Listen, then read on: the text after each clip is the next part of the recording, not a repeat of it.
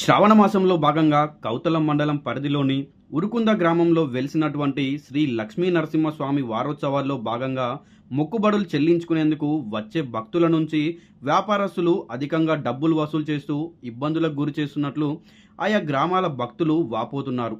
స్వామివారిని దర్శించుకునేందుకు మహారాష్ట్ర, తెలంగాణ, కర్ణాటక, ఆంధ్ర తదితర ప్రాంతాల నుంచి వేల సంఖ్యలో వాహనాల ద్వారా ఉరుకుంద గ్రామానికి భక్తులు చేరుకుంటున్నారు. అయితే ఈ వారోత్సవాలకు సంబంధించిన పాడిన టెండర్ల ధరల కంటే భక్తుల నుంచి వ్యాపారస్తులు అధికంగా డబ్బులు వసూలు చేస్తూ నిలువు దోపిడీ చేస్తున్నారు. దీంతో సామాన్య భక్తులు ఇబ్బందులకు గురవుతున్నారు. తలనీలాలు సమర్పించే దగ్గర ఒక వ్యక్తి టికెట్ 40 రూపాయలు మాత్రమే తీసుకోవాల్సి ఉంది. అయితే గుండు చేసిన తర్వాత ఒక భక్తుడి నుంచి 100 అధికంగా వసూలు చేస్తున్నారు.